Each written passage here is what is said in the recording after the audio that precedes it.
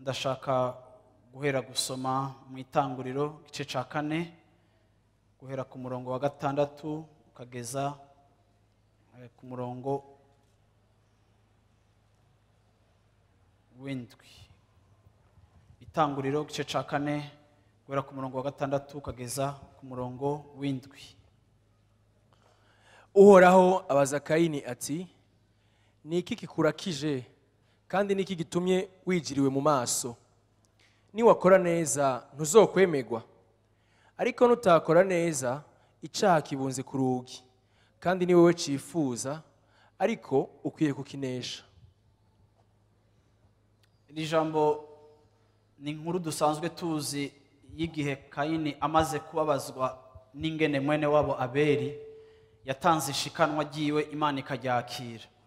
Ariko kandi ijambo ry'Imana ritwereka yuko igihe Kayini yaza gutanga ishikanwa ryiwe ryari rigizwe n'ivyo arima, kuko yari umukozi canke yari umwirimizi, nico cari igikorwa ciwe. Ijambo ry'Imana ritubwira ngo azanye ikimazi ciwe Imana ntiyacakira. Ivyo bica bimutera kugirira ishari mwene wabo kubera yakiriwe, ariko wakisanga mu buryo bwiwe bwo gushikana Imana ntiyakiriye ishikanwa ryiwe kubera itari ryoherewe, kuko Imana yari yashize mu mitima yabo ukumenya ibikwiriye. Ndagomba kukwibutsa yuko igihe Adamu na Eva bavyara abana babo nta vyagezwe vyari bihari, nta gitabo c'ivyo kuvayo cari kihari, Mose ntiyari bwagira ivyagezwe, ariko Imana yari yarashize mu mitima yabo kumenya ubushake bw'Imana no kumenya ubugombe bw'Imana. Ariko biraboneka ko umwe yabaye umuntu yafashe minenegwe instruction canke icimviro c'Imana, yanka gutanga ishikanwa Imana iryoherewe, ariko kandi kugira ikibazo ciwe ngo akigirane n'Imana, ahubwo bimuviramwo kumva agirisha ari mwene wabo. Kubera iki Imana yamwakiriye ishikanwa, amara igihe avyimvira ko bibabaza umutima wiwe, kugeza naho iri shavu yagize n'ishari yagiriye mwene wabo byatanguye kumuviramwo imigambi mibi. Kuko hari igihe ishavu mu buzima bwacu rishobora kudukoresha amakosa, rikagenda risunikira imitima yacu kwimvira gukora ikintu kibi. Mu bisanzwe hari igihe umuntu agira nabi canke agakora ikintu kibi, ariko bifise impamvu kanaka zivanye n'ivyashitse mu buzima bwawe, bikagusunikira kumva ugomba kugira uko vyifashemwo, ariko vyubakiye kwishavu canke bigashobora kubakira kwishari, kuko ivyo vyompi uko ari bibiri nishobora kuba inkomoko yo kuba uri mwishavu rirengeye. Imana iraza isanga Kayini atakiriwe, Imana imwihweje iramubwira ati, ni giki uriko urategura gukora mu vyimviro vyawe? Imana igendera Kayini, nubwo itakiriye ishikanwa ryiwe, nubwo itari ryoherewe, ariko Imana yashatse kumuvugisha, yashatse kumukosora. Imana yashatse kugarukana ubuzima bwiwe mu bikwiriye. Iramubaza ngo, kubera iki ubabaye? Kubera iki ushavuye? Pourquoi es-tu irrité? Kubera iki amaso hawe wicurikiriye? Kubera iki wacitse intege? Niwagira neza uzokwemerwa, ariko niwagira nabi icaha kiri ku muryango wawe. Kandi si icaha gusa kiri ku muryango wawe, kiriko kirarondera access y'ubuzima bwawe, ku buzima bwawe, ariko Imana inamubwira ngo n'ivyifuzo vy'icaha, n'ivyifuzo vy'ikibi, ivyifuzo vyo kugira nabi, ces désirs se portent vers toi. Ivyifuzo vyo kugira nabi biriko biragwira muri wewe, biriko biragwira muri wewe, biriko birasatira ubuzima bwawe. Imana yaje kuvuga mu buzima bwa Kayini hakiri kare kuko ibona ibiriko biramushikira. Kuko burya umuntu wese agiye kugira nabi cyangwa umuntu wese agiye gukora ikosa cyangwa umuntu agiye gukora igikorwa gitandukanye n'ivyo akwiriye gukora, ijwi ryo mu mutima rifatiye kuco Imana yakwigishije cyangwa kuco usanzwe utahura cyangwa kuco wigishirijwemo, hama hariho ijwi ryo mu mutima ritwibutsa igihe cyose hari ikintu tugomba gukora kitari ciza, bivanye n'ingene urugezo rw'ugushavura canke urugezo bw'uburemere bw'impamvu ziriko ziradodora ku mutima zigomba kudusunikira gukora amakosa. Kenshi hama hariho intambara iba muri twebwe hagati y'ivyo bibi biriko birasuguma bigomba kuronka ikibanza mu mitima yacu, hamwe n'iciza dutahura twigishirijwemo ariko nacone kimeze nk'ikiriko kiraremegwa kugira ngo gitsindwe gitakaze terre mu buzima bw'iwacu. Uyu munsi ndagomba kuvugana na wewe kuri kino kintu. Kayini ntiyahuse yica Abeli nk'ibintu bimushikiye mu buryo bw'isanganya, ariko kugira ngo yice Abeli uravyumva yaravyiyumviriye ko, uravyumva yaragaburiye ishavu ryiwe, aragaburira ivyimviro bibi muri we, uriko uravyumva aragira umugambi wo kumugirira nabi, ariko nubwo yagize uwo mugambi uhora haraza aramubwira ati ndabona ko uri atake, ndabona ko ishavu ryawe riko riragutwara gugusunikira mu caha, ndabona ugire erreur, ndabona ugire ukore ikosa. Imana iramubwira rero ngo ganza iryo shavu, domine le mal qui est en toi, tegeka ico kibi kikurimo, ganza ico kibi kikurimo. Ndagomba kukubwira no munsi muri kino gitondo ngo twese turafise muri kamere kacu ikibi kitubamwo, niko ijambo ry'Imana ritwigisha, kuko tukiri mu mubiri dufise akaranga ka Adamu wa mbere, ico no kwita la nature pécheresse canke icaha kitubamwo, kuko turi vyaremwe canke turi uruvyaro rwa Adamu. Muri twebwe harabamwo ikibi, muri twebwe harabamwo ibintu bitari vyiza, muri twebwe harimwo ubugwayi bumwe bumwe, muri twebwe harimwo intumbero zishobora kutubamo zikaba mu vyimviro vyacu kandi zikaba ari mbi. Muri twebwe icaha kiratubamo, ariko kandi ijambo ry'Imana rirabwira Kayini Imana iramubwira ngo bitegeke, domine, ganza, tegeka ico kibi kikurimo, tegeka ico kibi kigomba kugira ico gikoresheje ubuzima bwawe, tegeka ico kibi kiriko kiradodora ku muryango wawe, kiriko kiragusunikira gukora ico utari ukwiye gukora. Aramubwira ngo nukiganze, nugitegeke. Mbega ni wakora neza ntuzokwemegwa. Mu yandi majambo Imana ariko iramubwira ngo ntukemure ico kibazo mu buryo butari bwo. Ikibazo ufise ntugifitaniye na Abeli, ikibazo ufise ugifitaniye nanje, watanze uko bidakwiye. Ahantu kenshi harakunda gutera abantu kuzazanirwa, kuko rimwe abantu baribaza, nubwo atari yo suje yanje y'uyu munsi, kubera ko Imana itakiriye ishikanwa rya Kayini, kandi Kayini yazanye ivyo mu ndimiro kandi asanzwe ari umwirimizi, kubera ko Imana itakiriye ishikanwa ryiwe. Ariko ndashaka kubabwira yuko uburyo bwabo bwo gushikana kuva abavyeyi babo bakoze icaha, Adamu na Eva bagakora icaha, uburyo bwabo bwo gushikana bwarahindutse. Uburyo bwabo bwo gushikana bwabaye ubundi buryo bushasha, kuko bamaze gukora icaha, ijambo ry'Imana rivuga ngo Imana yarajije kubaraba, isanga binyegeje kubera isoni z'icaha. Imana ibaga inyamaswa, uravyumva, ivisha amaraso, irabambika. Haba hatanguye ikintu kitari kihari, haba hatanguye igikorwa cyo gushikanira Imana, ariko ishikanwa atari iryo ari ryo ryose, ariko ishikanwa rigomba kuba ari ishikanwa ririmo kuvisha amaraso. Iryo ni ryo shikanwa Imana yatumye Adamu na Eva batangura gutanga, barinze kubaga igikoko, kuko ayo maraso yari ayo kubashoboza kwinjira muri presence y'Imana, kwinjira mu kubaho kw'Imana, kuko bari baracumuye. ntibyashoboka yuko basubira guseruka imbere y'Imana atakimazi kirinze kubaho kuko bari baracumuye.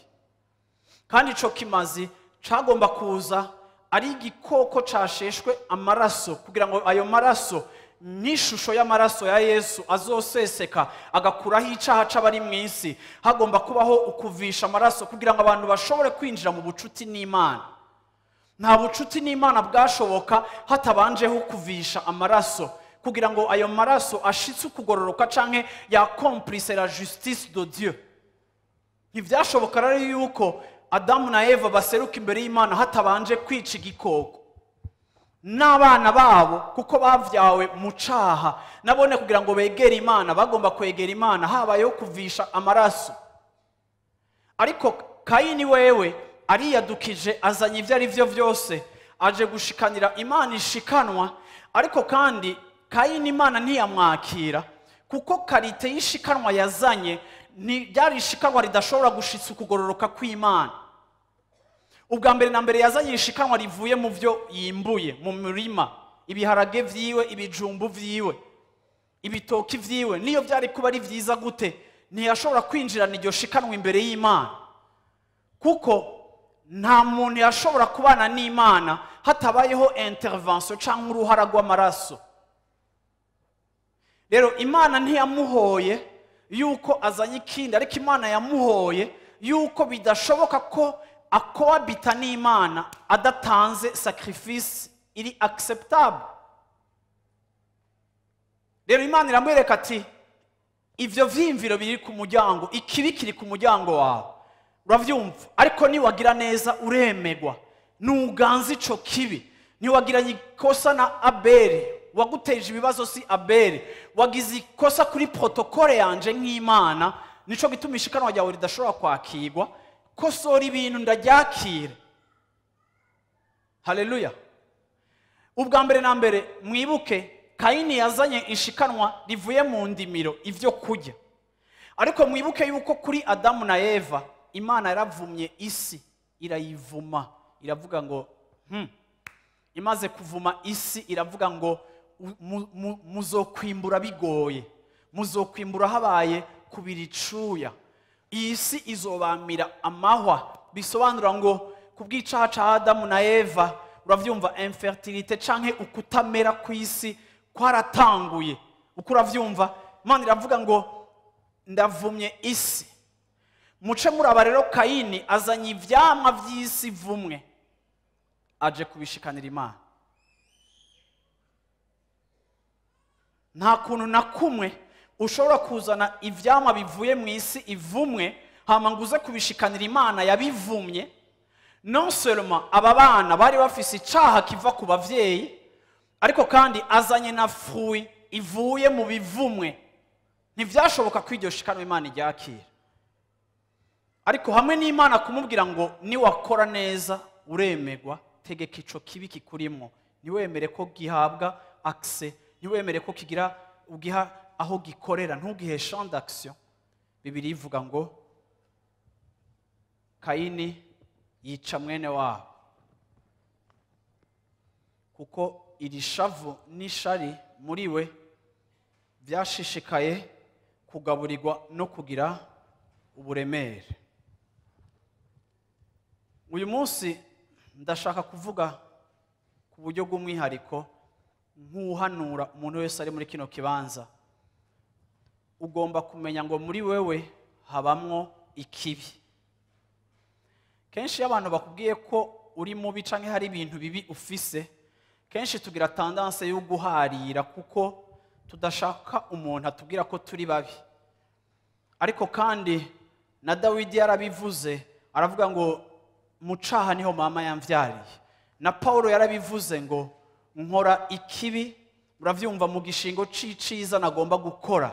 Ndagomba kukwibutsa uno musi muri kino gitondo ikintu tutayobewe yuko muri twebwe habamwo ibibi birondera kugira ico bikoze mu buzima bwacu. Urashobora kumbwira uti jewe naho noba mfise ikibi muri jewe sinoshaka kwica umuntu, cyangwa ukavuga uti Kaini kameme yarexageye yagiye kwica Abeli, je sindi kuri urwo rugezo. Ariko ngenda babwire ngo ikibi kitubamwo iyo tutagidomina canke iyo tutemeye ngo mpwemu yera muri twebwe agitegeke, cama kirangiza mu buzima bwacu kidukoresha ibintu bidetwiza canke bisambura ubuzima bw'abandi.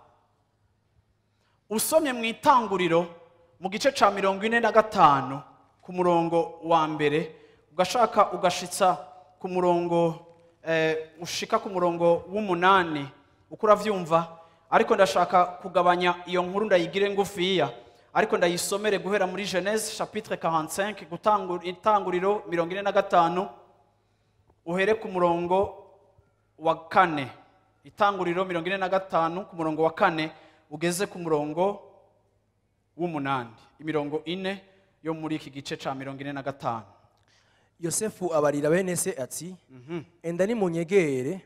Baramwegera aravuga ati ni jewe Yosefu mwene so, umwe mwaguze ngashogwa muri Egiputa. None nimubabare ngo mwirakire, kuko mwanguze ngashogwa ino, kuko Imana ariyo yatumye mbitangira imbere ngo mbe kirokora. Ikigoyi kimaze imyaka 2 mu gihugu, kandi ikigoyi kimaze imyaka 2 mu gihugu, kandi haracasigaye iyindi myaka 5 batazoruha barimamwo canke ngo bimbure. Imana niyo yatumye mbitangira imbere kugira ngo ibabogore mugire ico musiga mu isi, ibarokoze agakiza gakomeye. None rero si mwebwe mwandungise ino, ni Imana, kandi yampinduye nka se wa Farawo n'umuzezwa rugo wiwe wa vyose, no kuba umugaba w'igihugu cose ca Egiputa. Amina. Iyi ni nkuru twese tuzi ingene Yosefu yagiriwe nabi na bene wabo kubera ishari nico yababwiye Imana yashize mu mutima wiwe. Ariko kandi aka gace dusomye kuko ari inkuru dusanzwe tuzi, murabizi yuko harageze igihe Yosefu ahura na bene wabo babandi bamugurisha baje gusuma, inzara itanguye kubica, se abarungitse ngo bagende kuraba ahantu kumbure boronka ivyo gufungura kuko bari bamaze igihe bamerewe nabi. Ariko kandi hari ikintu gikomeye twigira ku buzima bwa Yosefu no munsi ngomba guhagarara ko gatoya, ndabishira mu kigereranyo cico twabonye kuri Caïn, ingene bishoboka yuko mu buzima bwacu dushobora gutegeka ikibi kitubamwo ntitucemerere kugira uruhara canke kugira ikibanza gikoreramo mu buzima bwacu. Uyu musore canke uyu Yosefu amaze kubona bene wabo akabamenya, ijambo ry'Imana rivuga ngo yarababwiye ngo ni munyegere. Ijambo ry'Imana uhereye no ku murongo wa mbere haravuga ngo ababonye canke yamaze kwiyumanganya. Ku murongo wa mbere ho haravuga ngo Yosefu yagize gute, byaramunaniye ko yifata, yirukana bamwegereye bose, arasemerera. Amaze gusohora abantu bose asigarana na bene wabo, arabimenyekanisha, ararira mu gihugu cose. Abegereye ngaha muri pare bamenya ko Yosefu ari kararira, ariko kandi biraboneka yuko Yosefu mu gusubira guhura na bene wabo harimo umubabaro w'ico bamukoreye, ariko kandi harimo n'umunezero wo gusubira kandi kubabona. Ijambo ry'Imana ritwereka ingene yabahumurije, akabereka ati ntimugire ubwoba, ntimusubire no guhagarika umutima. Si mwebwe mwangiriye bijya byose mwangiriye, ariko ni Imana yashatse ko ndabitangira imbere. Ibi bibazo biracari birebire mu minsi iri imbere, haracariho inzara, ariko raba ingene Imana yangiriye ubuntu ngaha kwa Farawo. Imana yandungitse kugira ngo jewe nshobore kubabera umugisha mu gihe nk'iki, kuko yangize se wa Farawo. Namwebwe Imana irashimye ko muza kugira ngo ndabafashe, kuko racasigaye iyindi myaka 5 y'ikigoyi, kandi Imana yabonye ko byari bikwiriye. Agerageza kubababarira, agerageza kubahumuriza, agerageza kubakura ko ibimaramare by'ico bakoze cari kubababaza canke cari kumubabaza. Ariko ico twigira mu buzima bwa Yosefu nuko igihe yari ashoboye kugira ico akoze, igihe yari ashoboye kwihora, ntiyigeze abihora. Haleluya, Yesu ashimwe cyane. Amina. Ntiyabihoye, kandi yari abifitiye ubushobozi, yari abironkeye akaryo. Ni ukuvuga ngo imbere yiwe yari afise option zibiri, yari gushobora kubakira nk'uko yabikoze, akabababarira, canke agashobora kubihora, akadetwiza ubuzima bwabo, atani ikintu na kimwe gishoboye kubatabara. Ariko ndashimira Imana kuko dufise iki citegererezo n'aka karorero mu buzima bwacu, bw'ingene umuntu ashobora guhitamwo kwiza kujanye n'icimana iri, n'icimana iduhamagarira, kandi bikarushiriza kuba vyiza ku buzima bwabo. nagerageje kwiyumvira iyo Yosefu agira urwanko rw'aba bavukanyi biwe akabicisha kuko yari abishoboye, ngira ndakubwire ngo mumenye yuko muri uyu muryango muto niwo muryango Imana yaje kuvanamo Isirayeli, nibwo bwoko bwahavuye bugwira bugapepla Egypte bakacika abaja muri Egiputa, akaba aribo basohotse ikiyaga gitukura bakagenda i Kanani mu gihugu c'isezerano. Ariko ibi byose byashobotse kuko hari umuntu atashimye gukorera mu ishavu ryiwe, hari umuntu atashimye gukorera mu nzira ziwe mbi zo mu mutima kumbure z'icifuzo cyo kwihora. Ariko kandi iki kintu Imana yamushoboje agatangura guharura inyungu z'ivyo bamukoreye bibi akabikuramo inyungu ziza, akazibonamo impamvu z'ubwami bw'Imana, akabona yuko Imana yashimye ko babimukorera kugira ngo ababere uwo kubabera imbere no kubatabara no kubagirira neza, akavana mu kibi bamukoreye akakivyaza iciza. Ibi vyaratumye igihugu ca Isirayeli kibaho. Uyu munsi yo Yosefu yihora ntitwari kuba tuvuga Isirayeli, ntitwari kuba tubonira ihanga rikomeye, kumbura ari gushobora kuba yarabisha akabamara uko uravyumva. Ariko kandi ukugira neza gutuma Yakobo n'uruvyaro rwiwe bashishikara kubaho. Yesu ashimwe cyane, Yesu ashimwe cyane. Ndagomba kukubwira no munsi muri kino gitondo kukubwira ngo wama ufise possibilité yo kugira neza canke yo kugira nabi. Hari igihe abantu bakubwira iyo bakijijwe akavuga ngo kumva umuntu ariko aravuga ngo oya vraiment si kubera nkijijwe muca mwibaza ko mugomba kunyifatira. Ariko ndaje kubabwira umunsi muri kino gitondo ngo wahamagariwe kugira neza. Nkuko dufise Imana igira neza, Imana natwe yaduhamagariye kugira neza. Haleluya, amina. Ndashaka kugusomera umurongo umwe uri mu Bikorinto ba mbere igice ca 10 ku murongo wa 12. Uraza kumva ico nshaka kuvuga ko neza uno munsi muri kino gitondo. Abikorinto ba mbere igice ca 10 ku murongo wa 12. Nuko rero uwiyumvira ko ahagaze, nuko rero uwiyumvira ko ahagaze niyiyubare ntagwe. Yesu ashimwe cyane. Nuko rero uwiyumvira ko ahagaze niyubare ntagire gute? Ntagwe. Kenshi mu buzima bwacu hama hariho ibintu bitugwisha. Uyu munsi ndashaka kuvuga ku kintu mwese mubayeho mu buzima bwanyu bwa minsi yose.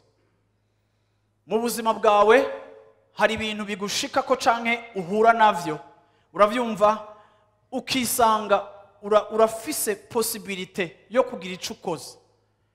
Hari n'umuntu ashobora kuvuga ati jewe ngira neza, nta kibi ngira, nta kibi kimbamwo, nta makosa, nta muntu nogirira nabi. Ariko kandi hari n'ikindi gihe iyo dukoze amakosa canke iyo tugira nabi duhora twumva umenga turabifitiye impamvu canke turabifitiye justification. Ndagomba kuvuga ngo uyu mwanditsi yaranditse aravuga ngo mwiyubare ntihagire umuntu n'umwe muri mwebwe cane cane kubahagaze mube maso ntimugwe. Ikintu namye ndiyumvira ko muri iyi ndwi ndiko ndumva ijambo riko riraza mu buzima bwanje, nagiye mbona ingene ikibi ni ikintu cama kidodora ku muryango wacu nk'uko vyashitse mu buzima bwa Caïn. Ikibi ni ikintu cama kidodora ku muryango w'ubuzima bwawe, kuko igihe cose Bibiri ivuga ngo Satani niwe mubi, Bibiri mwita wa mubi. Igihe cose mu buzima bwawe guherejo kwa mbere muzokwama mubona yuko igihe cose mu buzima bwacu Satani aratwenspira, araduhumekera inzira ziwe mbi canke kibiciwe kugira ngo ugitambukiremo canke ugikore, caba kinini canke kiba gito, ariko kikitwa kibi kuko ari ikintu wumva ugomba gukora, ariko gitandukanye n'ukwizera kwawe, gitandukanye n'ico Imana yaguhamagariye ugomba gukora. Yesu niwe wabivuze neza, aravuga ngo mwisoko rimwe ntihashobora kuva amazi arura kandi hongera habe n'amazi asosa. Igihe Yesu yari karigisha abantu yerekana yuko ubuzima bwacu burafise ico butanga n'ico budakwiye gutanga. Uko tujana n'Imana, uko tugenda mu gakiza, tugomba kugenda turi abantu kurushiriza ubuzima bwacu kugaragaza ivyiza mu mibereho yacu. Iyi si irakeneye abantu bazima, iyi si irakeneye ibyiza, imiryango tuvamo irakeneye ibyiza, aho ukorera harakenewe ibyiza, muri environnement yawe ibyiza birakenewe. Isi irakeneye itara, isi irakeneye umuco, kandi ivyo navyo biva mu buzima bwacu, ukuntu tubayeho, ukuntu dukora, ukuntu tubaniye abandi bantu mu miryango yacu, mu ngo zacu. Abantu barakeneye ku experiment, abantu barakeneye kumva ibyiza muri milieu yacu ya travail, abantu barakeneye kugira experience y'ivyamwa vyiza bigomba kuva mu buzima bwacu nk'abantu bizera. Ariko nubwo ari cyo kintu Imana iduhamagarira, ni nabwo ari naco kintu gituma Kristo asayangana muri twebwe canke areyona, hama hari ku muryango wacu tentation yo kugira nabi. Nta muntu numwe adashikirwa ahantu yumva hari ikintu kibi yokora, ijambo ribi wovuga ku muntu, igikorwa kibi wokorera umuntu, iciyumviro kibi kikubamwo wogirira nabi umuntu, ryaba ijambo, ryaba igikorwa, ryaba mu bifatika bikoreka, ukumva hari ahantu mu buzima bwawe kubw'ico uwo muntu aguprovokamwo, canke kubw'ico uwo muntu yakubereye, ari uwakubabaje, ari uwagukomerekeje, ari uwaguteje ibibazo, uravyumva ukumva hari ikintu wogira nabi, ari ukubwiye ijambo ribi ukumva nawe urimusubiza kandi ukamutera irindi jambo. Igihe cyose ku buzima bwacu twama kuri expose ku bintu bitakuvako, ushobora kubuhura navyo mu nzira, ariko kandi biza guprovoka ubuzima bwawe kugira ngo usohore inkota. Paulo aravuga abikorinto, aravuga ngo wewe uhagaze, wowe wibaza ko uhagaze neza, wowe uri kurajana n'Imana, wowe uri kuritondera urugendo rwawe n'Imana, wowe uhagaze, ube maso, ntugwishwe, uravyumva, ntusukwe mu motion wabi n'impamvu canke n'uwundi muntu yoba adahagaze. Aho ijambo ryadressa ku bantu bari debout, vous qui êtes debout, uravyumva, hein? Ainsi donc que celui qui croit être debout prenne garde de tomber. Ube maso, ntugwe hasi, ube maso. Ico nshaka kuvuga nuko kenshi wowe uhagaze wibereyeho ubuzima bwawe, ukunda Imana, urondera Imana, uzokwama usanga muri environnement yawe, ashobora kuba umukozi wawe, ashobora kuba abo mwigana, ashobora kuba umukolege wawe, ashobora kuba umuvyeyi wawe, ashobora kuba umumambre muri famille yawe. Nta muntu numwe muri mwebwe muri milieu abayemwo ataronka impamvu zo kugwa, agakora ico atarakwiye gukora, kuko quelque part umwansi araduprovoka. Ni nk'uko Imana yaje kuri Caïn iramubwira ati Satani ariko araguprovoka, ariko ashira muri wowe ivyifuzo bitari vyo, ugira ukora ikintu utarukwiye gukora. Ikibazo si Abeli. Mu yandi majambo, hari igihe cyose mu buzima bwawe wisanta entraîné gukora ikintu utari gukora. Ni murabe neza mwese, murabe mu buzima bwanyu, ndababaza iki kibazo. Raba mu buzima bwawe, nabahe bantu bakwegereye baguprovoka. Sinzi ingene Satani abikora, ariko wisanga mu buzima bwawe biguprovoka bitabura. Hari umuntu wamusubiramo vya bintu akabikosa, uko umubariye niko abikosamo cane kurusha umunsi wa mbere wabimubwiye, siko? Naho bamwe muza gutaha, hari abo Satani arindiriye ku miryango y'amazu yanyu, n'abaza kuja kuganduka, hari n'umuprotokolo aza kukwicarika utarukwiye kwicara. Ibintu biprovokisha vu ryawe mu buzima vyama bihari, kandi bene ico kiza kigucokoza nico bene ico Imana itubwira ngo ube maso ntugwe, kuko uwo Satani akoresha mu guprovoka ubuzima bwawe, nawe uzokwama wisanga hari ikintu ukoze kija muri sense ya provocation,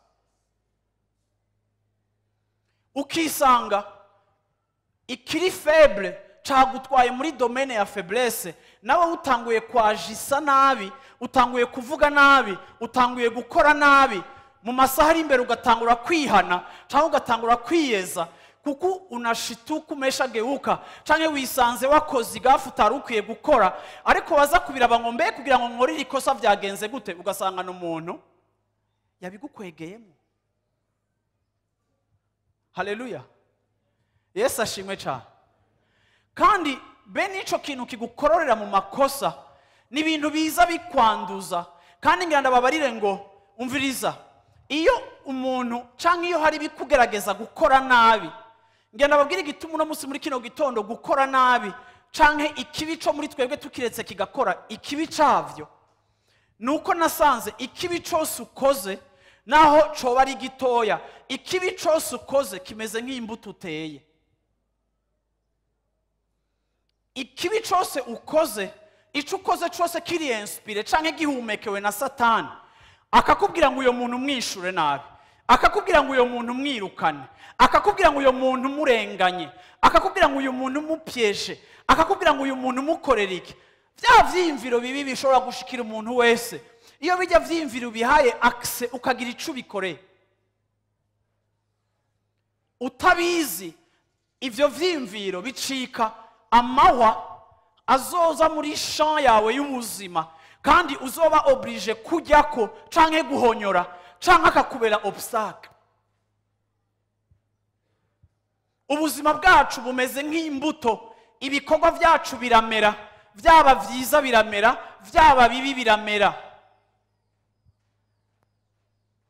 Rero iyo ijambo rivuze ngo wowe uhagaze ube maso ntugwe, uravyumva, nuko rimwe na rimwe igwa ryacu rirashobora gukoza amakonsekanse apana gusa no kuri twebwe ariko no ku mageneration azokurikira.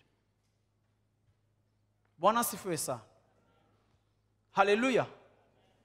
Rero ugomba kutaba umuntu ari leje igihe hari ibintu bije biguprovoka.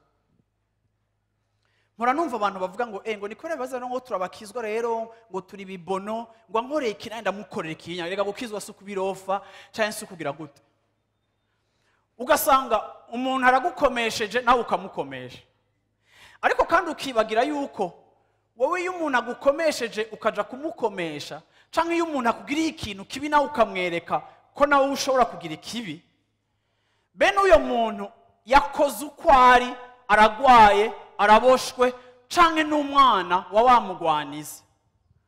Ariko iyo aguprovotse mu kibi, agukwegera wowe gutakaza nature yawe y'umwana w'Imana, ukagenda muri ligue yiwe ukaja gukora nk'uko bobo bakora iwabo, ariko kandi wowe ugatakaza nature yawe y'umwana w'Imana. Ngira ndakubwira ngo iyo provocation Satana yizana mu buzima bw'iwawe yentanda kugukwegera ibibazo bizova muri konsekanse y'ico wewe wakoze. Nico gituma ijambo ry'Imana riduhamagarira ubuzima tugomba kubaho nk'abizera. Kuko iyo umuntu umugiriye nabi kuko yakugiriye nabi, iyo umuntu umuvuze nabi kuko nawe yakuvuze nabi, iyo mu rugo abagabo n'abagore musamburana mukamereranira nabi, mugacumitana amajambo, mukishurana nabi, mugakubitana amambargo, mugashirana mu bibazo, umwe wese akagirira nabi mugenzi wiwe, ngira ndakubwire ngo iyo ubikoreshejwe n'ishavu, igihe cyose bibaza ngo hari ikintu biza gusova, ariko igihe cyose iyo nyifato yawe iza gukwegera amahwa uzohonyorako ejo. Nubu bwenge muri kino gitondo numva nshaka kubankuhaja kugira ngo bube ubwenge bugwiriye mu buzima bw'iwanyu. Bwana sifiwe sana. Bwana sifiwe sana. Haleluya. Yesu ashimwe cyane.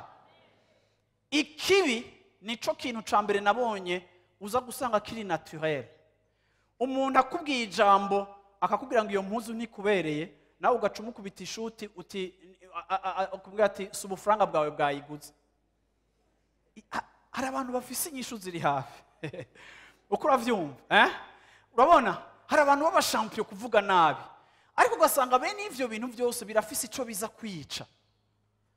Nasanze no mu bakristo abantu barashobora kuba bari mu gakiza, ariko nasanze abakristo rimwe na rimwe batagira attention y'ubuzima bwabo, ico busohora na agissement zabo.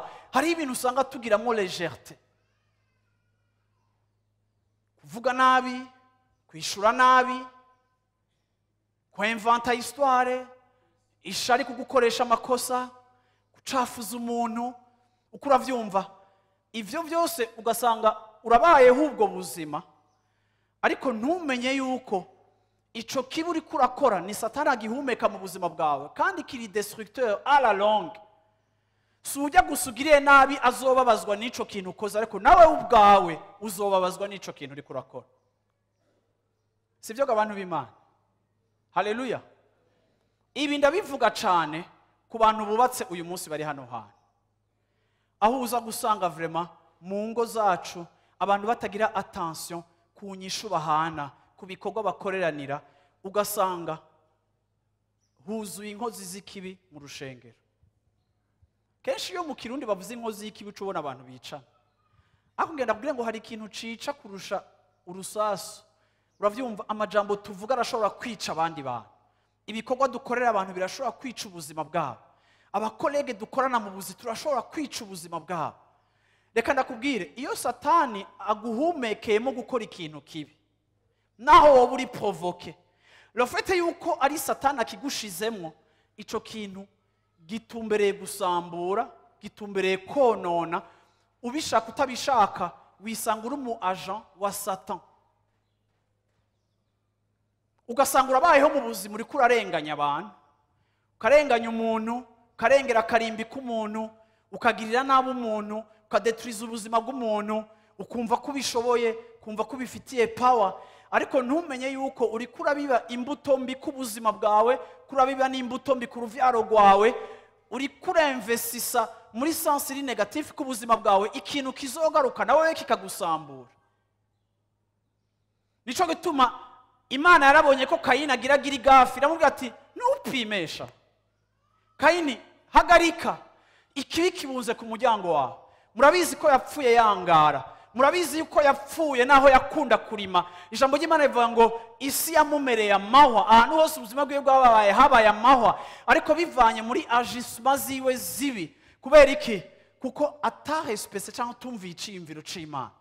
Rero uyu munsi muri kino gitondo ndagomba kubankuhaja mu rugendo rwanyu, mu ndwi zanyu, mu mibereho yanyu, haba mu majambo, haba mu bikorwa, nimukaze mwemera ikibi kiturimwo kugira ngo gikore canke gisohoke. Please. Yesu ashimwe cyane. Amina. Nubwo woba uri kurakwegwa mu mutego n'umuntu ari faible, wewe uhagaze ube maso, ntugwe, ube maso, ntusukwe mu makosa, ube maso, ntube entraîné mu kintu kibi kiriko kiraprovoka ubuzima bw'iwawe. Yesu ashimwe cyane. Ndashaka gusoma uyu murongo ubisobanura neza mu Baroma igice ca 12, igihe Paulo ariko arandikira abaroma abereka importance yuko tuba mu buzima burimo amahoro n'abantu bose, ariko arabereka importance y'ukubana neza n'abantu, kuko ari ibintu bigaruka bikakugirira avantage ku buzima bwawe. Kuko iyo ufise ubuzima ubayeho, uprevene ubuzima bwawe kuba mu makonflit ari inutile. Ngenda babwire ngo hari ibintu bibi ukora ukamobiliza abantu kuba abansi bawe, hari inyifato mbi ukora ukabura hagurukije intambara mu buzima bw'iwawe canke muri kazoza kawe, kubera uwo muntu ugiriye nabi. Ejo na wene ashobora kwiyumvira ingene azogarura situation akakwihora akakugirira nabi, ugasanga utabizi canke ubizi uri kuramobiliza abantu canke amasinzi y'abantu mu buzima bwawe kuza kugusambura. Iki kintu turakibona mu mafamiye yacu. Ngenda kubwire ngo umuntu ahantu akorera amakosa canke ahantu umuntu agirira amakonflit menshi ni muri milieu yiwe, ni muri milieu yiwe, aho wegereye ibikwegereye abakwegereye. Nico gituma muzohora mubona mu miryango abantu basamburana, ugasanga abantu bari mu makonflit atagira uko angana, uravyumva, kandi ugasanga naho twakijijwe ntushobora gupardona abantu bamwe bamwe, naho twakijijwe ntushobora no kuramutsa n'abantu bamwe bamwe. N'Imana warayibwiye ngo ngaha ntibakora ko, warafashe decision yo kuba mubi ku bantu bamwe bamwe, ukavyiyemeza uti jewe kuri uyu muntu ndi mubi, ati ntimunambwiye ngo ngire effort, nta yambu yanje azopfa ronse, nta sourire yanje azopfa ronse. Ugasanga twaramaze gukonkatara, twaramaze kudesida, twaramaze kwiyemeza yuko bidashoboka yuko hari iciza namira ujya muntu. Ariko shengero ry'Imana, ndabibutse ikintu kimwe, ntushobora kuba uri umukristo hama ntiwamira neza abantu. Kugira neza ni umuhamagara Imana yahamagaye ubuzima bwacu. aho bishoboka, aho tubiherewe akaryo, ni umuhamagaro Imana yahamagaye ubuzima bwacu. Urashobora no kugirirwa nabi n'umuntu, urashobora kugirirwa nabi n'abantu, ukumva ko nawe ukwiye. Reka ndakubwire, iyo umuntu akugiriye nabi, iyo umuntu adetruije ubuzima bwawe, nawe ugatangura kuja muri direction yiwe, ugatangura kudetruiza ubuzima bwiwe, uba wimya akaryo Imana yo kugukorera justice, uba wimya akaryo Imana yo kugutunganiriza. Iyo wowe vyitwararitse, uvyitwararika nabi, kandi bikagira n'inkurikizi kuri wewe. Nico gituma ijambo ry'Imana rivuga ngo à moi la vengeance, à moi la rétribution. Uguhora n'uko Imana, uravyumva, nta na rimwe kwihora umuntu akugiriye nabi bizopfa na rimwe bije bikubaka mu buzima, canke ngo wumve ngo uri épanoui kuko wamwihoye. Nta na rimwe. Nimba yarakugiriye nabi, wewe wahamagariwe kugira neza. Reka kuba influence n'ikibicu yundi ngo ce influence agismazi wawe. Wewe uri isoko rivamwo amazi asosa, ridashobora gutanga amazi arura. Nubwo umuntu yokugirira nabi, bihomete ku Mana, bishire mu maboko y'Imana, hama Imana igutunganirize, kuko wewe nta justice, kuko nawe nturi juste kugira ngo ushobore kwikorera justice. Yesu ashimwe cyane. Hari abantu mu buzima bwabo babura itiro bakabura amahoro, ariko bagenda kubiraba ugasanga wishwe n'ivyo wakoze, wishwe n'ivyo wakoreye abandi. Ubuzima bwawe buri engagé kudetruiza ubuzima bw'abandi. Uravyumva, uri source y'amazi arura, ivyo bikakudetruiza, bikakonona, bikagusambura. Nico gituma Paulo yandikira Abaroma, yabandikiye muri aya majambo ku murongo wa 17, ubwice ca 12 c'Abaroma ku murongo wa 17, arababarira ngo nimusubirize umuntu mu nkoko ikibi yabagiriye, nimusubirize umuntu mu nkoko ikibi yabagiriye, no rendez à personne le mal pour le mal. mubabare gukora ivyiza imbere y'abantu bose, ariko mugire gute? Recherche, mubabare gukora ivyiza imbere y'abantu bose. Stop. Mubabare gukora ivyiza imbere y'abantu bose. Murumva yuko ngaha anya ratubwiye ngo tubabarire gukorera ivyiza, twitwararike gukorera ivyiza abatugiriye neza. Murumva ko ari katubwiye? Mwavyumvise? No. Natubwiye ngo twitwararike gukorera neza abatugirira neza. Sinzi ko murabona abantu bakunda abantu babakunda nyene. Sinzi ko murabona abantu bagirira neza bamaze kubagirira neza. Sinzi ko murabona iyi teori kwiri muri culture zacu. N'umuntu arakubwira ngo ngo itaba imanza z'abandisha. Ngo ngo utagire neza abandi ngo we ninda zo kugira nabi igihe uzobumerewe nabi. Ukugira neza kwacu kugacika investissement à long terme. Ariko ntitugira neza kugira ngo ejo bazotugirire neza. Kandi narabonye yuko hari abantu Imana ipermeta ko bagwa muri deception mu buzima. Cyane cyane bajya abantu bagirira neza biteze ko nabo bazobagirira neza. Muramura n'abantu bakomerekejwe n'abantu bagiriye neza bo batabibishuye. Kubera bene abo bantu n'abantu bakora iciza kirimo calcul. N'abantu bakora iciza bariko baritega yuko nabo ejo igihe bazoba bari muri iki kibazo. Cyane cyane nk'uko twebwe iwacu muri Afrika no mu Burundi, cyane cyane dufise sociale yamaze gucika nka banki. Ndaha abantu kuko nanje ejo nagira ingorane bazoma. Gacu usanga nta ukimenya umuntu akora ibintu kuko agira neza, n'umuntu akora ibintu kuko ari karakarikira iciza bazomukorera. Ariko Paulo arandikiye Abaroma aravuga ngo murondere kugira gute? Mwitwararike, muharanire kugirira neza. Uravyumva, abandi n'umuhamagaro twahamagawe nk'ishengero. Nahamagariwe kugira neza, nahamagariwe kugira neza abandi. Nico Imana inshaka ko n'abatabikwiriye, n'abatari qualifié selon jewe, Imana yampamagariye kubagirira neza. Kuko nanje Imana yangiriye neza ntabikwiriye ngiri umunyavyaha, yarankunze iramfira ku musaraba, yankunze ntarayimenya ngiri umunyavyaha, yarankunze ikunda abanyavyaha. Asanga iyo Mana iba mu buzima bwacu nk'ishengero, natwe nk'ishengero duhamagariwe kugirira neza abandi nk'uko papa uwo twahawe akabuto k'Imana katubamo nakone kadusunikira kugira nature ya papa. Nimba papa agira neza n'abana bagomba kugira neza, nimba Kristo agira neza n'abamwizera bagomba kugira neza, nimba yaguhamagaye igira neza nawe uhamagariwe kugira neza, n'abandi batabikwiriye uhamagariwe kubagirira neza. Ivyo nashima nivyo dutwara mu masuje y'amapriere, waja mu masengesho ukaja gusaba Imana ngo igushoboze no kugirira neza bomva udashaka kugirira neza. Reka rero kumbwira ngo ujya muntu ngo pastor ngo ntungore ngo ujya ngo impossible, ukavuga igifaransa ukabivuga mu Congereza, umviriza n'ujya nyene mbayire mu cyayo uti nawe mugirire neza. Bantu b'Imana ntimushobora kudasa uko mwahamagariwe gusa. Ntimushobora kuba abana b'Imana hama mukagira isura y'umwansi w'Imana Shetani. No. Nimba Imana yacu igira neza, abo yahamagaye yaduhamagariye kuba abagira neza. Niyo ntahe yacu, niko abantu bakwiye kutumenya, nico abantu bakwiye kubura ku buzima bwacu. Uravyumva aho ugeza, aho Imana iguhaye akaryo ugomba kugira neza. Umviriza, iyo ugiriye nabi umuntu kuko yakugiriye nabi, nta gitangaza ubukoze, ubu mukoreye ivyo yari yiteze kumukorera. Ubu mubereye mupagani nk'abandi bapagani bose. Unashima ni yakubonye atangura gukata ikorose ko abazi kugira unamugonge. Ntashobora no kujya ninjya zabo yagiriye nabi ko abazi ko bamuroga.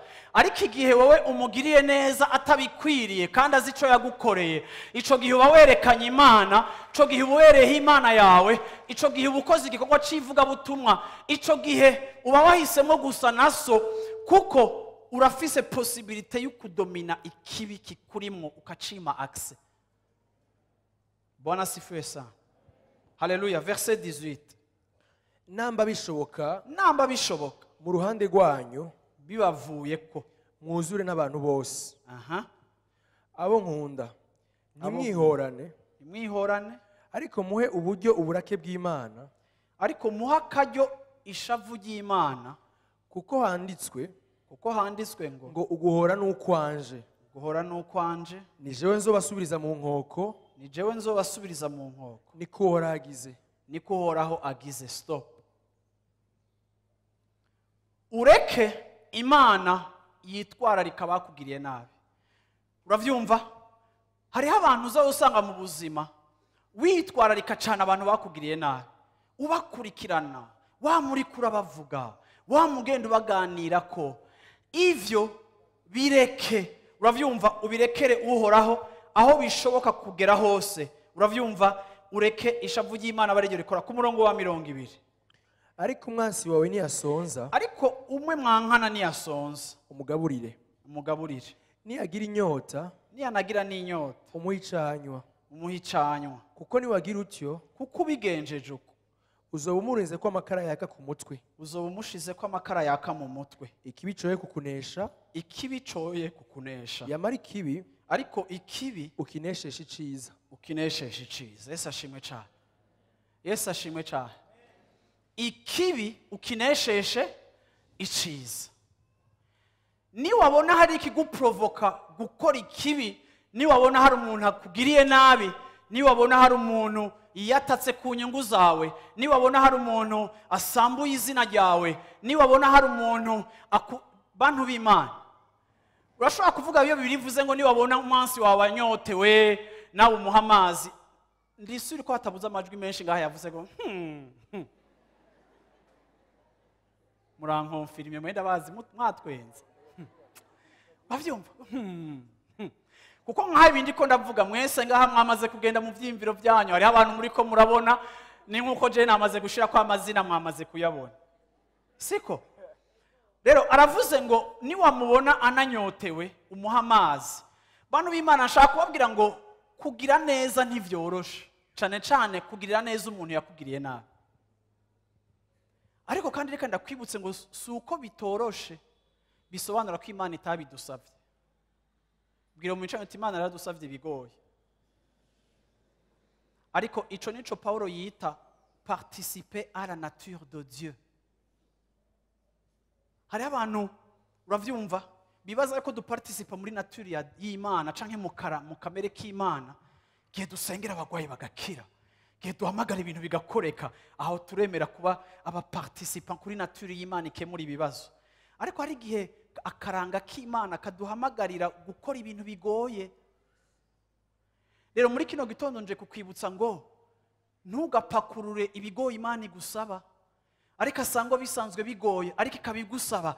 Reka bicika amasuje, reka bicika impamvu yacu yo gusenga. Mana nshoboza kugirira neza na wa muntu nibaza ko ntari nkwiye kugirira neza, kuko uwo ni wo muhamagaro wanje munsi y'iri zuba. Sinzi imyaka nzobaho muri iyi si, sinzi imyaka nzomara ngaha muri iyi si, ariko Mana akaryo kose ko kugira neza kari imbere yanje. Mana mpa muhemu wawe, m'inkomezi zawe, mu bushobozi bwawe bunshoboze kugira neza n'igihe bidakwiriye ko ngira neza. Yaravuze ngo munesheshe ikibi iciza, ngo niho uzoba umuremetse amakara mu mutwe. Ngira ndakubwire ngo iyo ugirira neza umuntu yakugiriye nabi, uramudezarma, uramukura muri conflit, uramukura mu gushinga ingumu, uramukura mu kukugwanya, uramukura mu ntambara hagurukije, kuko ntari kararonka réponse yashaka. Hari n'umuntu aguprovoka kurusha inkomezi kugira ngo umwishure aguhonyore, ariko kandi ijambo ry'Imana rivuga ngo munesheshe ikibi iciza. Haleluya! Yesu ashimwe cyane, Yesu ashimwe cyane. Bwana sifiwe sana. Amina. Uwo ni wo muhamagaro wanje nawe muri ubu bwami bw'Imana turimo. Iki nico kintu Imana iguhamagarira. Hari umuntu akugirira nabi mu buzima ukamuronka akaryo ko kumushira hasi, ariko uno munsi ndakubwiye ngo naho Imana yaguhaye avantage hejuru yiwe, naho wamaze kumutsinda no mu butungane, naho yamaze kugutwara muri justice ukamutsinda, ariko mu mutima wawe ukabuzi ko ari wowe ufise tort, kuko justice y'abantu itandukanye na justice y'Imana. Ndakwinginze kubw'imbabazi z'Imana umugirire neza, aho ushobora kugeza kumugirira neza. Uravuga ngo ngo ubure ko bitwaye mu butungane ndamubufa. Ego kumbure waronse abavoka bakomeye, kumbure waronse ikigutabara, ariko ntibisobanura ko wabaye juste mu maso y'Imana. Unesheshe ikibi iciza, ujya muntu umugirire neza. Bantu b'Imana ngenda babwire yuko iki kintu kirababaje. Sinzi umuntu yigishije ishengero gusenga, ariko icatwigishije gusenga hari ikintu batatubwiye, kuko hari abakristo bibaza ko amasengesho akemura ibintu byose. Ariko ngenda kubwire ngo amasengesho ntakuraho amahwa yawe, ariko kwihana kurakuraho amahwa yawe. Ntidushobora kuba turiko turasenga ngo Imana ingirire neza mu buzima bwanje, igihe nzi ko muri kahise narabivye imbuto iri kiramerera amahwa, nakoze nabi. Ni bande bibaza ko Caïn? No. Hari ibintu des fois tutahatrapa canke bisaba courage nyinshi kugira ngo tuvyihane. Ariko munyemerere ndabibutse kino kintu muri kino gitondo. Ejo muzoba muri ku kazi, hirya ejo muzoba muri ku kazi, iyi ndwi yose muzoba muri ku kazi. Ndabizi yuko ata muntu n'umwe adafise ikimuprovoka kugira nabi, ariko kandi igihe cose n'igihe hari kiriko kiraguprovoka, ndakwinginze ngo unesheshe ikibi iciza. Ivyo bizoruhura umutima wawe, ivyo bizoha akaryo Imana ko kukugwanirira, ivyo bizoha uburenganzira Imana yo kwintervena pour toi, kuko nuri kugendera mu bikorwa by'umwiza, ariko uraretse Imana ikabikora. Hari igihe wisigura ntibifate, hari igihe uravyumva. Mpora ndabibona iyo ufashe amakouple, hari igihe uza gusanga mu rugo hari uzi kuvuga kurusha uwundi n'undi atazi kwidefanda. Umwe akaza agaponda uyundi akamuponda akamuheza, ukumva uwo bubakaye ni shetani mwicaranye, ukabona undi ntazi no kuvuga bikanka gusakarira kuko ntafise capacité yo kwidefanda no kuvuga nabi nkuko we yavuze nabi. Akavuga ati pastor je ntaco mfise mvuga, dufashe gusa. Ukibaza yuko ujya atavuze ari we mubi, ariko kandi ngenda kubwire ngo hari igihe bikunanira kwidefanda warenganijwe, hari igihe bikunanira kwitabara wamerewe nabi. Reka kuvyiyokupa, reka Imana ivyiyokupe, wewe jana n'Imana yawe. Ahubwo ni waronka n'akaryo ugire neza hejuru y'ico kibi uri kurakorerwa, kugira ngo wugurire umuryango Imana wo gukora mu buzima bwawe. Nta mpamvu nimwe wonye explica uri kurakora ikibi canke wokorera ikibi ku muntu mugenzi wawe, nta mpamvu nimwe wonye explica kuko twahamagariwe kugira neza. Rero Paul arabwiye abaroma ngo munesheshe ikibi iciza. Ese icoma muri indwi tugiye gutangura, umwe wese agatangura kuronderera aho vyapfiriye, agatangura kugira neza. Yesu ashimwe cyane, Yesu ashimwe cyane, Yesu ashimwe cyane. Haleluya, Yesu ashimwe cyane. Ndagomba kurangiriza kuri uyu murongo, hariho ntasoma kubera umwanya wanje wagiye. Matthieu 18 verset 24 kugeza ku murongo wa 33.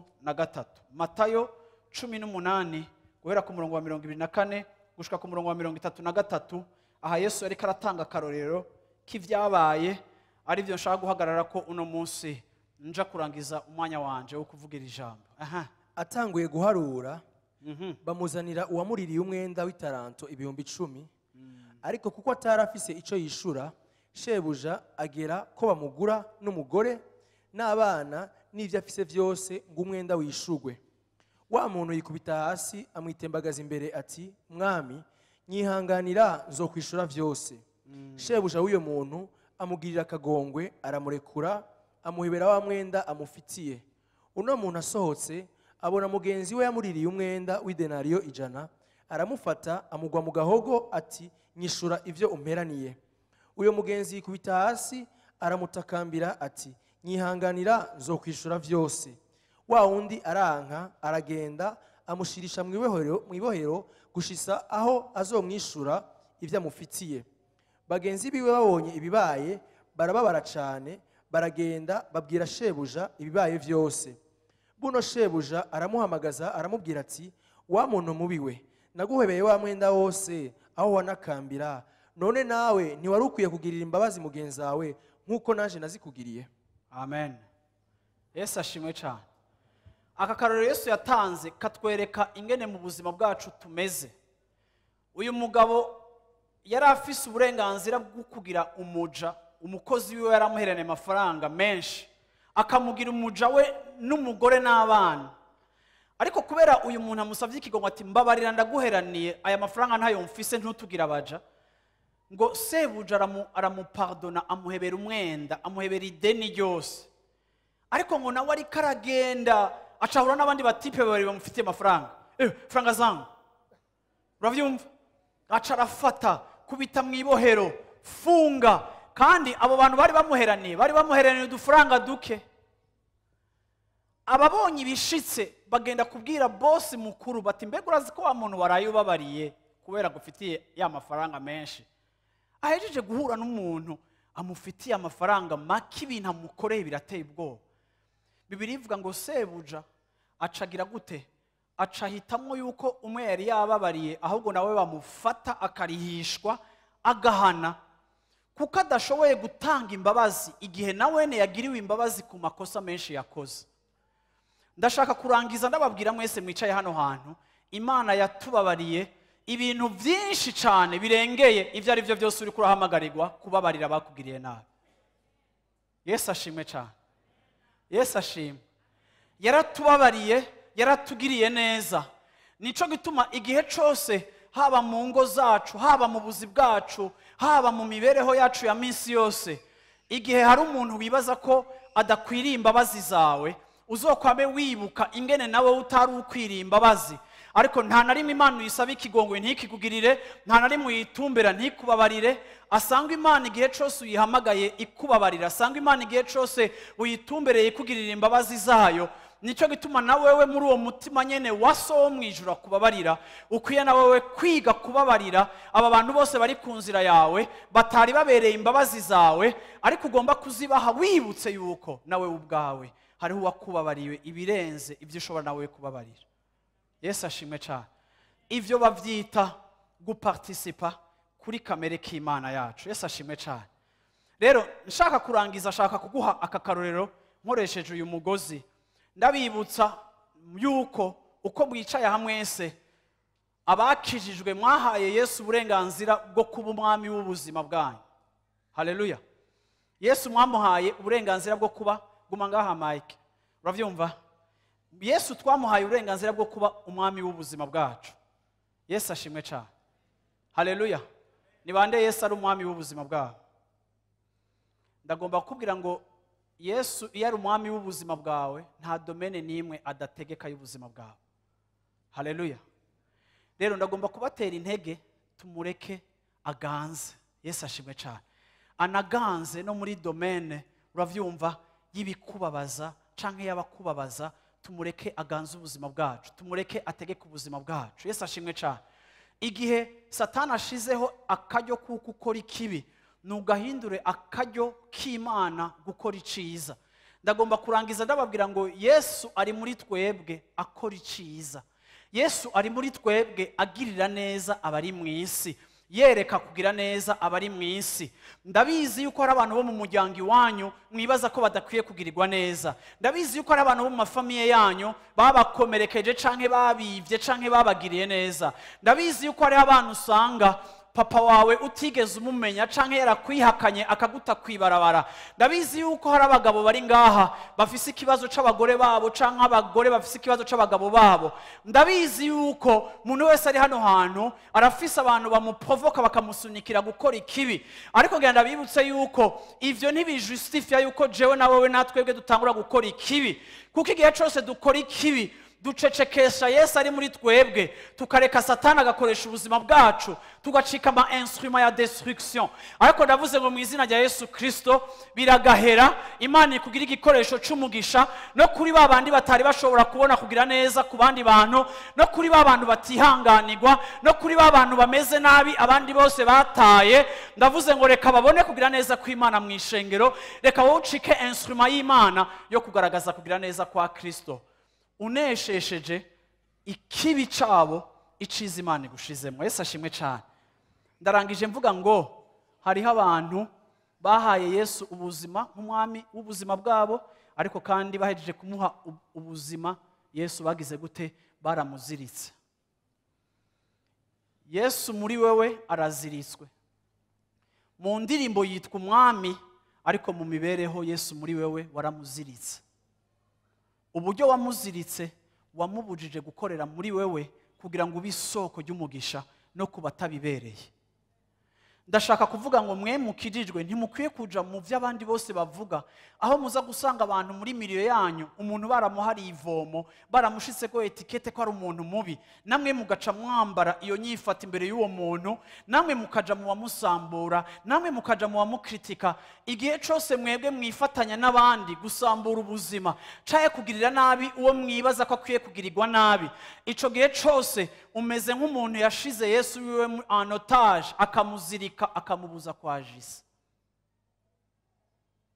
Ariko asangwa Yesu ari umwami, nta mwami abacitwa umwami aziritswe adashobora gukora.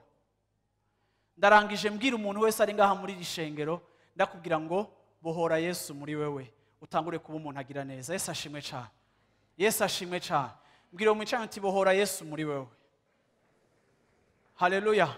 Tangure kugira neza. Yesu ashimwe cyane. Haleluya. Ivyo ariko aragusaba niwe azobigushoboza, hariho mpwemu wiwe azobigushoboza. Yesu ashimwe cyane.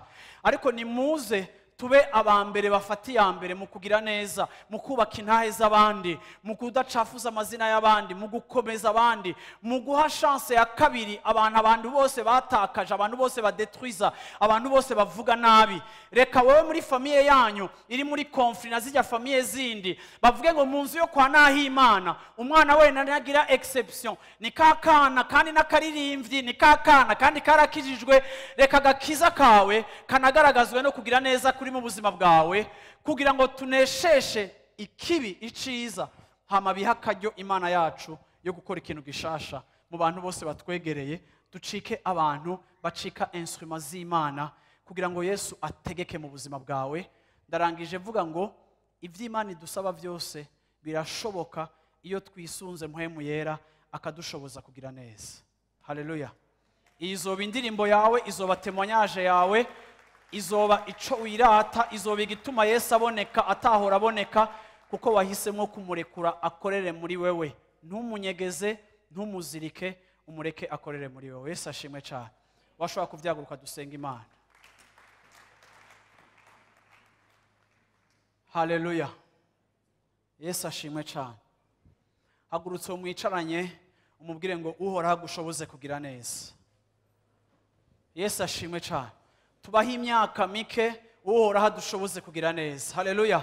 Ubaho ibihe bikeya, uhoraho agushoboze kugira neza, kugira ngo icyo wahawe n'uwo wakiriye ashobore kurenya.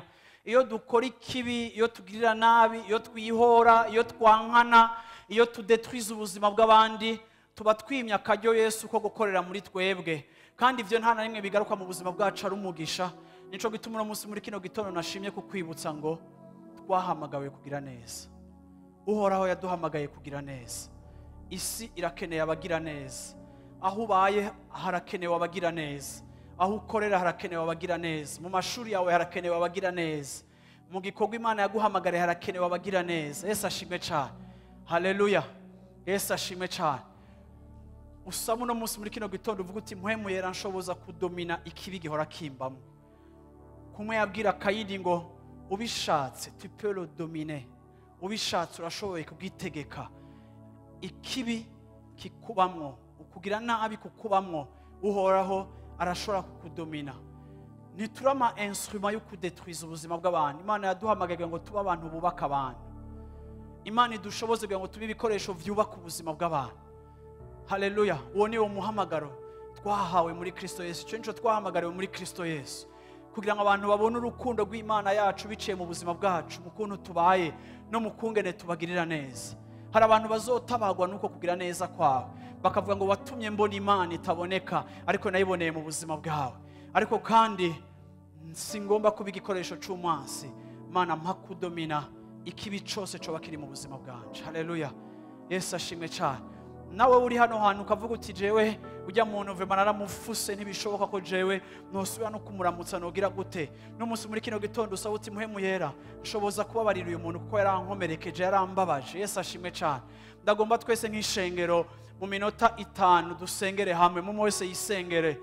Nta mwanya mfise wo guhamagara abantu baza hano hantu imbere, ariko kandi ndagomba ufata umwanya wo gusenga uvuga uti Imana mpa gukoresha akaryo kose mfise kandi nahawe. Ndi hano ndi muri ino si yo gukora neza, yo kugira neza. Nivyanakenegwa no mu gihe nagiriwe nabi nshobore kugira neza, neshesha iciza ikibi ndiko ndabamwo entraîner gutambukiramo. Haleluya, haleluya. Washobora gutangura gusenga Imana yawe, urashobora guhamagara Imana yawe. Urabona muri environnement yawe, urabona mu kazi kawe, urabona ashobora kuba ari umukoresha wawe, ashobora kuba ari umukolega, ashobora kuba ari umuvyeyi wawe ahora akora ibintu bikakubabaza, ashobora kuba ari umugenzi cyangwa ashobora kuba ari umuntu mwegeranye. Uwo ari we wese uvuga uti Imana nshoboza Mana kunesha, Mana nshoboza Mana kunesha. Singishaka gutanga inyishumbi, singishaka kwisanga mu bikorwa bibi, singishaka kwisanga muri destruction no gusambura uyu muntu no kumwihora no kumugirira nabi. Singishaka kuba muri course yo kumuvuga no kumusambura no kumucafuza. Singishaka gukora nk'uko akora. Sinshaka gusubira kugwa hasi, ariko ndagomba kugira hari wakunesheje, hari wakugiriye nabi mu vy'akazi, hari wakugiriye nabi mu isoko, hari umuntu witwa ko ari umwansi wawe mu mibereho y'akazi, kuri marketplace hari ikintu, hari umuntu witwa ko muri conflict. Ariko ijambo ry'Imana rivuga ngo turondere kugiranira neza, turondere kugiranira neza, kandi tugirira neza n'abatugirira nabi. Nukwiye kuba umuntu w'amakonflict, nukwiye kuba umuntu yamarika arashwana n'abantu, nukwiye kuba umuntu yamavyimbiraniye n'abantu, nukwiye kuba umuntu yamarika aracomorana n'abantu, nukwiye kuba umuntu ari ku masaison ku yandi afise abo batavugana, abo bataramukanya. Nukwiye kuba uri umuntu ufise uwo mutagicana waka. Nibikwiriye, sivyo twahamagariwe, siko kamere ka papa wacu. Wibuke muri kino gitondo ko twababariwe. Imana yarambabariye, Imana yarakubabariye, Imana yaratubabariye. Natwe adushoboza muri bujya buntu nyene, muri bujya bushobozi nyene, adushoboza kubabarira abatugiriye nabi. Kuri uyu munsi mu izina rya Yesu Kristo, mpwemu yaraguha ubushobozi bwo kubabarira abakugiriye nabi, abagushize mu mubuga, abagushize ahantu habi, abakoreshejwe na Satani gukora ibintu bitari byo ku buzima bwawe, mu izina rya Yesu Kristo uhoraho aguye kubabarira, uhoraho agushoboze kubabarira. Kubabarira ni decision ufata, ibisobanuro ko ucuvyibagira buno nyene, ibisobanuro ko udasubira kumva hari ico bigukorako, ariko kubabarira igihe cyose ni decision. Iyo nayifashe mpemu yera atangura kuyubakirako, ugashika ahantu uzobohoka, ukababona, ukamubona, ukumva ntaca kikugize, kuko washoboye ku experiment ubushobozi bwo kubabarira. Uhoraho araduhamagaye muri kino gitondo ngo tunesheshe ikibi ciza. Ndavuze ngo mu izina rya Yesu Kristo, hari abaguheraniye, hari abariko barakubeshera, hari abagucafuje, hari icakononye, hari wakubwiye ijambo rimwe ribi, hari wagusuzuguje, hari umugabo wawe yafise uko yakugiriye nabi, hari umugenzi wawe afise uko yaguhemukiye, hari umuntu mwari muri fiançaye asa n'uwaguhevye kandi mwari mugeze kure. Haleluya, urahamagariwe ngo bishoboka ugirire neza abantu bose, atari bamwe gusa. Nta muntu numwe akwiye kuba exempte no kugira neza kwawe, ariko kugira neza kwawe gukwiye gushika ku bantu bose bakwegereye. Mana ndasengeye abantu bawe bari hano hantu, Mana ndasengeye ishengero. Mana ijambo ryawe rivuga ngo tube maso, abahagaze ntibagwe. Mana kenshi abahagaze baba entraîné mu kibi, bifatiye kuba ari mu ntege nke, bakabatuma babakoresha amakosa. Mana muri twebwe hari ama-envie, hari ivyipfuzo, hari ishavu bihora bidusunikira gukora nabi.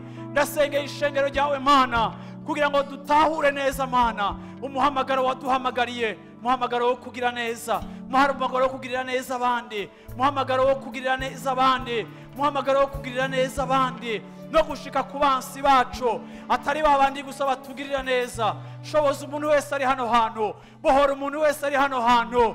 Hariho Mana abivumbagaje mu vyondo, hariho abicafuje, hariho abagiye bishura ikibi igihe bakorewe ikibi, hariho abagiye bakoreshwa n'ishavu canke bagakoreshwa n'ishari, bakagirira nabi bagenzi babo. Kuri uyu munsi muri kino gitondo Mana ndasengeye ishengero ryawe kugira Mana ngo risayangane, bacika ibikoresho byo kugira neza, bacika igikoresho cyo kugirira neza abandi, bacika ibikoresho Mana.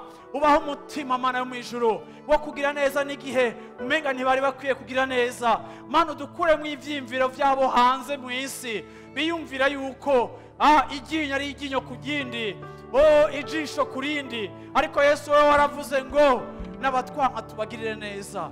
Mana dushoboze Mana, shoboza umuntu wese ari hano hantu mu izina rya Yesu Kristo. Inguvu z'ikibi zakorera mu buzima bw'uyu muntu yicaye hano hantu, ahagaze hano hantu, ndagusengeye mu izina rya Yesu Kristo kugira ngo Imana igushoboze, Imana igushoboze igitondo cyose, imigoroba yose, igihe akaryo ko kugira nabi kabonetse, wibuke ko Yesu wawe akwiye kuba uwubohotse. Wibuke gukura menote kuri Yesu wawe, wibuke gukura imigozi kuri Yesu wawe. Hamuheze umureke muri wewe agire neza, muri wewe agirire neza abandi. Niwe abikora muri twebwe, niwe abishitsa muri twebwe. Turamureka kabaho muri twebwe, turamureka agategeka muri twebwe, turamureka kajisa muri twebwe, bikabohora abandi, bikabera umugisha abandi. Ntitubikora mu nkomezi zacu, ariko turamureka agakora muri twebwe, ugacika igikoresho, izina ryawe rigahinduka, ugacika isoko ry'umugisha. Ni mu izina ryawe Yesu Kristo sengeye umuntu wese ari hano hantu kugira ngo bikunde bishoboke Mana, uduhe kuba ibikoresho byo kugira neza. Abantu b'Imana bavuge ngo amen, abantu b'Imana bavuge ngo amen. Ndamukiriza uwo muntu umusezerera, mubwira uti uhoraho agushoboze kugira neza, uhoraho agushoboze kugira neza. Mubwira umunsi wa Mungu